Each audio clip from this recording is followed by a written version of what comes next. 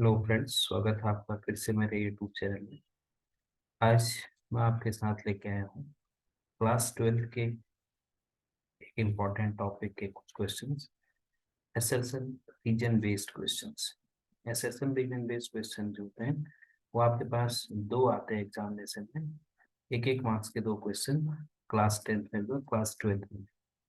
और ये newly included है बिफोर 2-3 ईयर बैक।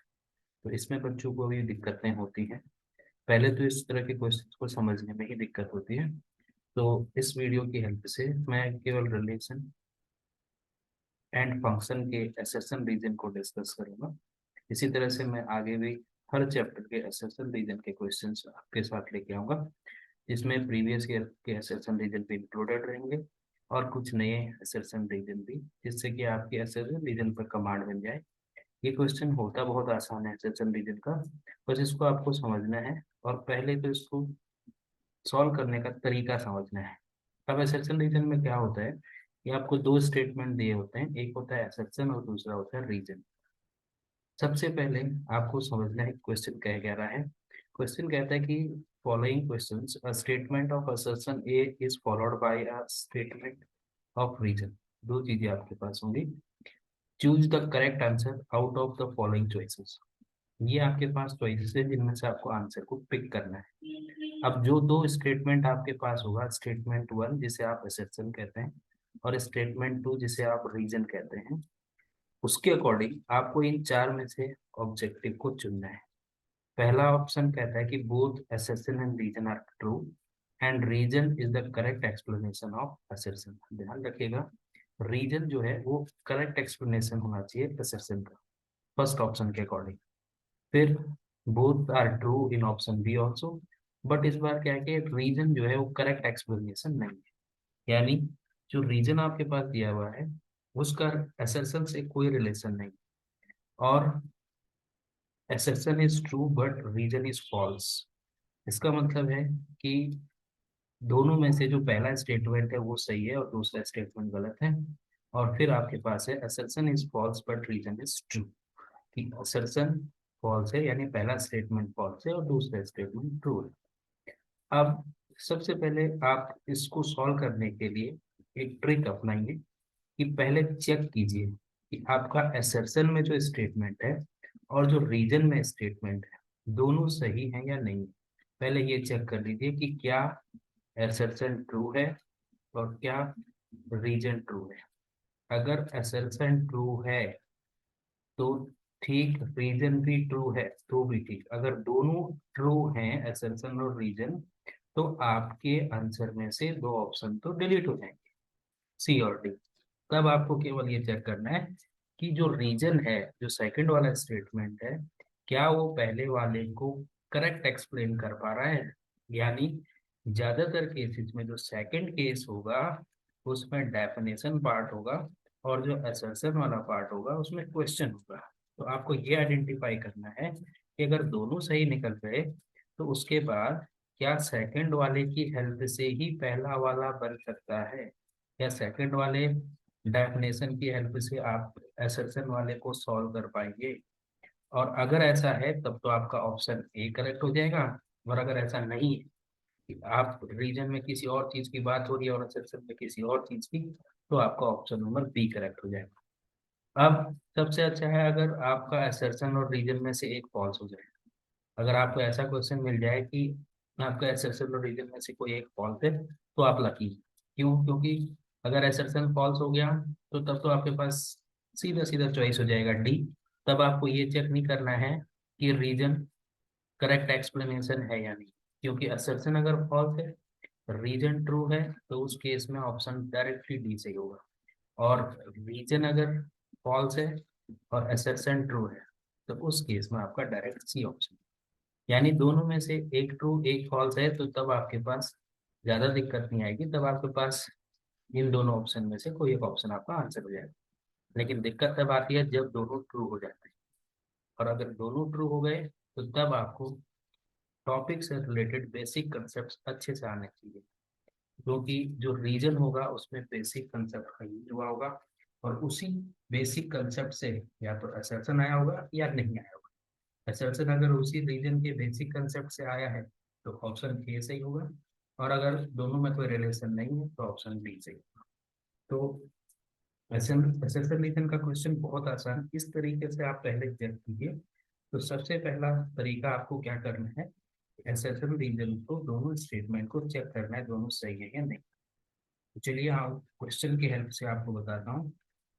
अगर आप इस एसेशन रीजन की पूरी सीरीज को अच्छे से देख पाएंगे और अच्छे से इसको रिवाइज कर पाएंगे मेरी वीडियोस की हेल्प से, तो मैं ये श्योरिटी देता हूँ आपको कि आप जब सारी वीडियोस में बना के अपलोड करके और उसको आप देख लेंगे तो एसेशन रीजन का कोई भी क्वेश्चन आपको दिक्कत नहीं करेगा। अब बढ़ते हैं पहले क्वेश्चन की ओर। ये जो क्वेश्चन है ये है आपका रिलेशन एंड रिलेशन से है। तो हमें पता है कि कोई भी रिलेशन जो है वो ट्रांजिटिव कब होता है, सिमेट्रिक कब होता है और रिफ्लेक्टिव कब होता है। अब यहाँ पे सबसे पहला काम आपको वही चेक करना है कि क्या ये दोनों स्टेटमेंट ट्रू हैं। तो दोनों स्टेटमेंट ट्रू होने के लिए पहले स्टेटमेंट को जब आप देख रहे हैं तो उसमें क्या है कि for the relation R 1,1 2,2 3,3 1,2 2,3 on a set A set दिया हुआ है जिसके तीन एलिमेंट है 1 2 3, to be transitive we must have 1 3 belongs to R. आपको जो ये रिलेशन दिया हुआ है इसमें आपके पास ए जो सेट है उसमें तीन एलिमेंट हैं 1 2 और 3, और ये कह रहा है कि आर जो रिलेशन है वो ए के अंदर ट्रांजिटिव होगा जब ऊपर वाले ऑर्डर पीरियड में हम एक और ऑर्डर पीरियड 1,3 ऐड कर देंगे। तो देखिए ट्रांजिटिव का मतलब क्या होता है कि अगर A comma B belongs to R है और B comma B belongs to R है तो ए कॉमा सी भी बिलोंग करना चाहिए आर को। तो एक चीज तो क्लियर है कि इसका रीजन ट्रू है, इसका रीजन ट्रू है, ये डेफिनेशन है ट्रांजिटिव की। एक चीज मुझे पता चल गया कि रीजन ट्रू है। अब आपको फोकस करना है असर्शन पे कि क्या असर्शन भी ट्रू है। तो अब इसको चेक करना है कि अगर मैं इस कलेक्शन में, जो ये कलेक्शन है, अगर मैं इसमें 1,3 ऐड करता हूँ तो ये रिलेशन ट्रांजिटिव हो रहा है या नहीं हो रहा है। तो आर के लिए देखते हैं, 1,1 यहाँ है, 2,2 पहले से है, 3,3 है, 1,2 है और 2,3 है। आपको कहा गया है कि आप इस ये जो कलेक्शन है ऑर्डर पीरियड का इस रिलेशन आर में एक 1,3 ऑर्डर पीरियड ऐड कर लीजिए और अब चेक कर लीजिए कि ये जो आर बन रहा है ये ट्रांजिटिव बन रहा है कि नहीं बन रहा है। तो ट्रांजिटिव के लिए हम किसी ऑर्डर पीरियड का सेकंड एलिमेंट चेक करते हैं कि वो किसी दूसरे ऑर्डर पीरियड में पहला एलिमेंट है या नहीं है, और अगर है तो इसका फर्स्ट और उसका लास्ट भी इसी आर में आना चाहिए। तो पहले वाले केस के लिए तो है 1,1 1,3 और 1,3 भी है, 2,2 2,3 भी है, 3,3 3,3 भी है, 1,2 2,3 तो 1,2 भी इसमें बिलोंग, 1,2 है, 2,3 है तो 1,3 भी इसमें बिलोंग करता है। तो इसका मतलब ये रिलेशन ट्रांजिटिव हो गया है। तो ध्यान रखिएगा ये रिलेशन आपका ट्रांजिटिव है, लेकिन तभी ट्रांजिटिव होगा जब ये गिवन है। अगर ये चीज नहीं गिवन होती और केवल इतने रिलेशन की बात करते तो ये ट्रांजिटिव होता। तो यहाँ से ये मिल गया है कि ये ट्रांजिटिव है, और ट्रांजिटिव की डेफिनेशन ही आपको इसके रीजन में दे रखी है। तो इसका मतलब पहली चीज तो हमने आइडेंटिफाई करने की दोनों ट्रू है, और दूसरा चीज हमें ये मिल गया है कि इस सेकंड वाले के डेफिनेशन की वजह से ही फर्स्ट वाला क्या हो रहा है, ट्रू हो रहा है। तो इसलिए इसका ऑप्शन नंबर ए करेक्ट हो जाएगा। Both assertion and reason are correct, true, and R is the correct explanation of A। तो ये ध्यान दीजिएगा ये रिलेशन रिफ्लेक्सिव नहीं होगा क्योंकि इसमें 1,2 है लेकिन 2,1 नहीं। ये सॉरी रिफ्लेक्सिव तो होगा, 1,1 है, 2,2 3,3 है। सिमेट्रिक नहीं होगा क्योंकि 1,2 है और 2,1 नहीं है।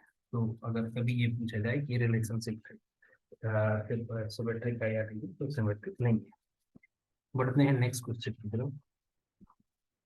नेक्स्ट हमें दिया हुआ है, अभी फिर से इम्पोर्टेंट क्वेश्चन। इसके एक्सेप्शन और रीजन दो चीजें हैं, पहले रीजन को पढ़ लीजिए।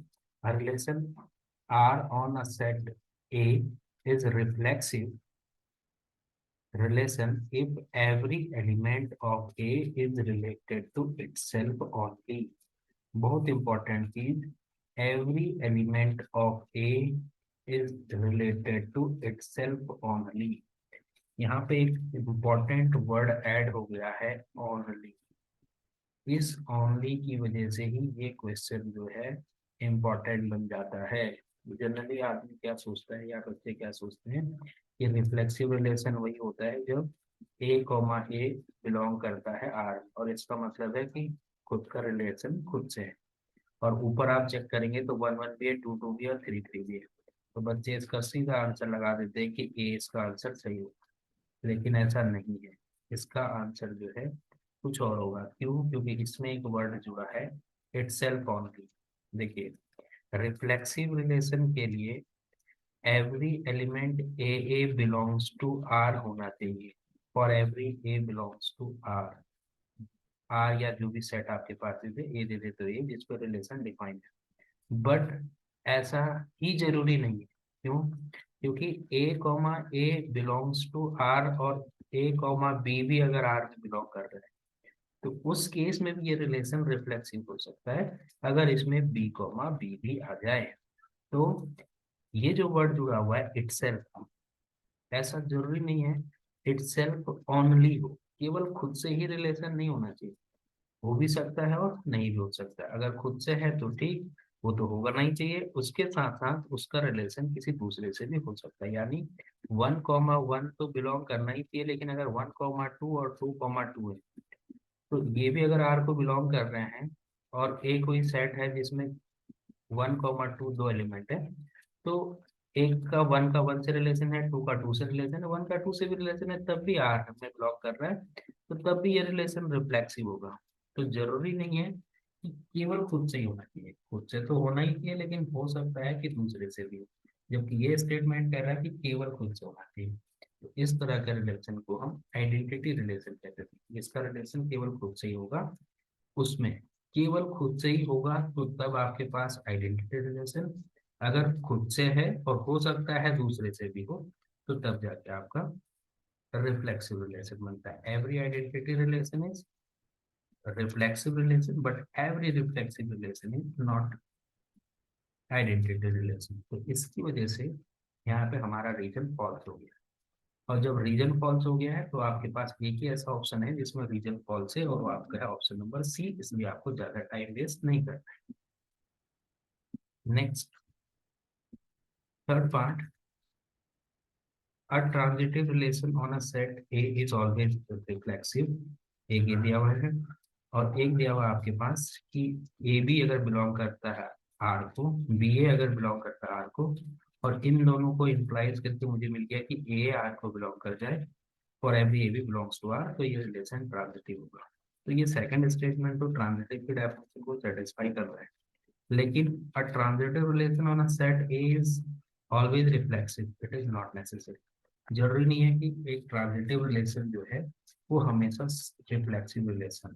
तो इसलिए ये तो आपका नॉर्मल चीज है। तो इसलिए इसका इस केस में भी आपका असर्शन फॉल्स हो गया, और असर्शन फॉल्स होने से, जैसे ही असर्शन फॉल्स हो गया, तो आपके पास एक ही ऑप्शन बच गया, ऑप्शन नंबर डी। हर ट्रांजिटिव रिलेशन जरूरी नहीं है कि रिफ्लेक्सिव हो। आपने बहुत सारे ऐसे क्वेश्चंस भी किए होंगे जिसमें वो ट्रांजिटिव है लेकिन रिफ्लेक्सिव नहीं। ऐसे एक्सरसाइज में भी, एनसीईआरटी बुक्स में भी एग्जाम्पल्स हैं, तो ये डायरेक्टली आपके पास हो जाएगा। नेक्स्ट है आपके पास द नंबर ऑफ, सेकंड जो आपका रीजन है वो दिया हुआ है, the number of reflexive relation on a set A containing n elements is 2 to the power n into n minus 1। बिल्कुल सही है, ये आपका ट्रू स्टेटमेंट होता है। ये फॉर्मूला भी है रिफ्लेक्सिव रिलेशन निकालने का, लेकिन इस केस में ध्यान रखिएगा ये केवल एक सेट ए के ऊपर होगा। यानी अगर आपके पास ए कोई सेट है और बी दूसरा सेट है जिसके नंबर ऑफ एलिमेंट अलग अलग हैं, तो उस केस में ये फॉर्मूला काम नहीं करता है। लेकिन उसने डिफाइन कर रखा है ऑन अ सेट ए, एक ही सेट ए के अंदर रिलेशन है, यानी आर जो रिलेशन बना रखा है वो ए टू ए दे रखा है। तो ये बिल्कुल ट्रू है, two to the power N into N minus one. अब सेकंड वाले ऊपर देखिए असर्शन में, number of reflexive relation of this. तो सबसे पहले इस सेट ए में हम नंबर ऑफ एलिमेंट निकाल लेते हैं कि कितने एलिमेंट है। तो ये 1 2 3 4 और 5, इसमें यानी नंबर ऑफ एलिमेंट n की वैल्यू मुझे दिख रही है कि 5 है।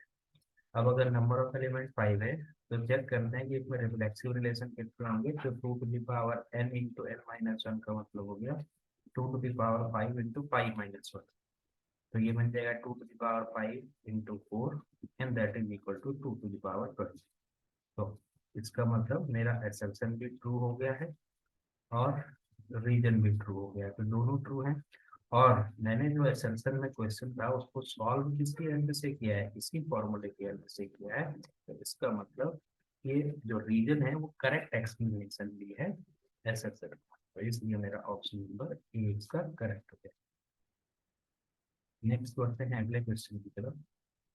अगला क्वेश्चन आपके पास फंक्शन से आ गया 1 1 से। आपको पता है 1 1 के लिए क्या होता है कि हर एक एफ ऑफ एक्स वन अगर एफ ऑफ एक्स टू के इक्वल है तो एक्स वन हमेशा एक्स टू के इक्वल होना चाहिए, यानी डिफरेंट एलिमेंट के लिए डिफरेंट एवरेज मिलनी चाहिए।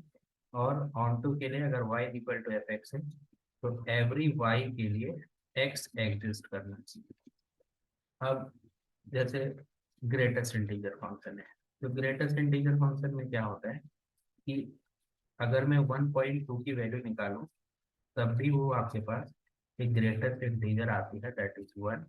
और अगर मैं ग्रेटेस्ट इंटीजर 1.5 निकालूं वो तब भी 1 आएगा। रियल टू रियल की बात कर रहा है तो मैं रियल नंबर कुछ भी ले सकता हूँ। तो इसका मतलब हो गया फंक्शन की वैल्यू तो सेम है लेकिन एलिमेंट डिफरेंट है। तो ये डेफिनेशन सेटिस्फाई नहीं हो रही है। तो इसका मतलब जो ग्रेटेस्ट इंटीजर फंक्शन होता है वो हमारा नॉट 1 1 होता है। और ऑन टू के लिए क्योंकि नाम से ही पता है हमें कि y equal to greatest integer function जो है वो ऑलवेज एक इंटीजर देता है। तो अगर ऑलवेज इंटीजर देगा लेकिन रियल नंबर में तो बहुत सारे रियल नंबर थे, जैसे 1.5 है, अगर y की वैल्यू 1.5 है तो x जो है वो बिलोंग नहीं करेगा r को, x एग्जिस्ट ही नहीं कर पाएगा। तो इसका मतलब क्योंकि ग्रेटेस्ट इंटीजर की वैल्यू पॉइंट में नहीं हो सकती, वो तो केवल रियल नंबर पॉजिटिव इंटीजर्स होंगे। पॉजिटिव इंटीजर्स मीन्स केवल इंटीजर्स होंगे, नेगेटिव इंटीजर्स भी हो सकते हैं मीन्स इंटीजर होंगे। तो इस केस में x जो है वो r को बिलोंग नहीं कर रहा है, तो इसका मतलब ये क्या हो जाएगा नॉट ऑन। तो एक चीज कंफर्म हो गई कि हमारा जो फर्स्ट स्टेटमेंट है वो ट्रू है। तो पहला स्टेटमेंट तो ट्रू आ गया। अब सेकंड वाले की बात करते हैं। तो फंक्शन है from R to R define as F X is equal to mod X is all. अब चेक करते हैं कि मॉडुलस फंक्शन ऑन टू होता है। तो पहले ऑन टू भी देख लेंगे लेकिन एक बार मैं आपको बता देता हूँ कि मॉडुलस फंक्शन 1 1 भी नहीं होता है। क्यों? क्योंकि 1.5 है उसका मॉड निकालेंगे वो भी 1.5 आएगा, और -1.5 का मॉड निकालेंगे वो भी 1.5 आएगा। फंक्शन की वैल्यू सेम आ गई लेकिन एलिमेंट आपस में इक्वल नहीं, तो इसलिए नॉट 1 1 हो गया। और ऑन टू की जब बात करते हैं तो y बराबर mod of x which is always positive. अब मॉडुलस फंक्शन जो है ऑलवेज पॉजिटिव आने का मतलब y की वैल्यू ऑलवेज पॉजिटिव आनी चाहिए। तो यहाँ पे तो y जो है वो सेकंड सेट को बिलोंग करेगा यानी r को बिलोंग करेगा। तो y बिलोंग्स टू r का मतलब अगर y नेगेटिव हो गया तो उस केस में x क्या होगा? उस केस में x कुछ एग्जिस्ट ही नहीं करेगा, क्योंकि मॉडुलस फंक्शन में तो y ऑलवेज पॉजिटिव आना चाहिए। तो हर एक y के लिए x नहीं मिल पाएगा, इसलिए ये फंक्शन ऑन टू नहीं होगा। इसका मतलब ये स्टेटमेंट फॉल्स है। तो इसके अकॉर्डिंग अगर मेरा रीजन फॉल्स आ गया तो सीधा सीधा ऑप्शन नंबर सी करेक्ट हो गया। लेकिन यहाँ से आपको एक चीज और मिल गई कि कैसे करके आप ग्रेटेस्ट इंटीजर को नॉट 1 1 ऑन टू शो कर सकते हैं, नॉट ऑन टू शो कर सकते हैं, और मॉडुलस फंक्शन को, ये दोनों ना ही 1 1 होते हैं और ना ही ऑन टू होते हैं। लेकिन ध्यान रखिएगा ओनली रियल नंबर के अंदर। अगर मैं इन डोमेन और रेंज को चेंज कर दूंगा तो तब इनकी ऑन ऑन 1 1 और ऑन टू पे फर्क पड़ेगा। वो आपको कभी मैं अदर वीडियोज में डिस्कस करूंगा। नेक्स्ट है, ये सिंपल डेफिनेशन से क्वेश्चन आपके पास आ गया। F is a function from A to B onto function if each element of V has at least one premise। अगर A to B फंक्शन है तो ये ऑन टू तभी होता है जब B के हर एलिमेंट की एटलीस्ट एक प्री इमेज होना चाहिए। तो सही है, ऑन टू की डेफिनेशन को फुलफिल कर रहा है तो ये ट्रू है। लेकिन जरा ऊपर देखिए, वहां आपके पास दे रखा है कि number of element in A is less than number of element in B होगा तो उस केस में f can not be onto function. Yes, ये भी क्लियरली सही है, क्योंकि अगर आपके पास b में ज्यादा एलिमेंट आ गए, सपोज करो 1 2 5 आ गए, और यहाँ दो ही एलिमेंट है 3 और 5 या 3 6 कुछ भी ले लीजिए। अब आप जब इनको कनेक्ट करने जाएंगे तो 3 इससे कनेक्ट हो गया, ये इससे कनेक्ट हो गया, तो यहाँ से आपके पास और एक ऐसा एलिमेंट बच जाएगा जो वहाँ पे कनेक्ट नहीं हो पाएगा। तो इस केस में आपके पास ये कंपलसरी है कि यहाँ पे number of element in A जो है वो ग्रेटर होना चाहिए number of element in B जो है वो ग्रेटर होना चाहिए number of element in A, क्योंकि यहाँ से आप इसको तो कनेक्ट कर सकते हो, कोई दिक्कत नहीं। लेकिन अगर आपके पास जस्ट उल्टा हो जाए कि आपके पास number of element in B में, सपोज मैं क्या कर रहा हूँ, number of element in A मेरे पास 6 है,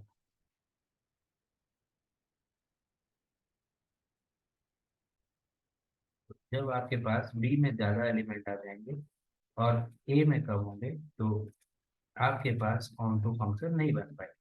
ऑन टू फंक्शन केवल तभी बन पाते हैं जब number of element in A greater than equal to होगा number of element in B से, तभी जाके आप प्री इंडेक्स फाइंड कर पाओगे। इसलिए इसका जो ऑप्शन है कैन नॉट है, ध्यान रखिएगा, इसलिए ऑप्शन नंबर ए ही आपका करेक्ट हो जाएगा। नेक्स्ट है आपके पास ए और बी दो फाइनाइट सेट है जिसमें एम और एन एलिमेंट्स हैं, तो नंबर ऑफ फंक्शन जो बनेंगे ए से बी में वो N to the power M बनेंगे, तो करेक्ट है। और फंक्शन जो होता है वो एवरी सबसेट होता है ए क्रॉस बी का, ये भी सही है, सिंपल डेफिनेशन, इसलिए इसका भी ऑप्शन नंबर। अब एक चीज हमेशा ध्यान रखिएगा कि दोनों ट्रू तो आ गए हैं, ये भी ट्रू है ये भी ट्रू है, लेकिन क्या ये इसकी करेक्ट एक्सप्लेनेशन कर रहा है? तो ये तो अलग से फंक्शन की बात कर रहा है और ये नंबर ऑफ फंक्शन की बात कर रहा है। इन दोनों में आपस में ऐसा कोई संबंध नहीं है कि इसी की वजह से ऐसा हो रहा है। फंक्शन है वो अलग चीज है कि ए क्रॉस बी का सबसेट होगा तो फंक्शन बन गया, और एन टू द पावर है उससे वैल्यू हो गई तो नंबर ऑफ फंक्शंस हो गए, तो कोई दिक्कत नहीं है। लेकिन ये इसके लिए करेक्ट एक्सप्लेनेशन नहीं है, इसलिए इसका ऑप्शन नंबर बी करेक्ट होगा। मतलब ये तो एग्जैक्टली इसके अकॉर्डिंग ये हो रहा है ऐसा नहीं, जब इस रीजन की वजह से ही केवल ए हो तब जाके आपका जो है ऑप्शन नंबर ए करेक्ट होता है। तो ये थे आपके पास असर्शन रीजन के कुछ क्वेश्चन जो पहले चैप्टर से थे, रिलेशन एंड फंक्शन। इसी तरह से मैं नेक्स्ट वीडियो में आपके पास लेके आऊंगा इनवर्स ट्रिग्नोमेट्री और मैट्रिसेस के कुछ असर्शन रीजन के क्वेश्चंस। तो तब तक आप इन सारे असर्शन रीजन के क्वेश्चंस का प्रैक्टिस कीजिए और बने रहिए मेरे साथ मेरे यूट्यूब चैनल में डिफरेंट डिफरेंट वीडियोस।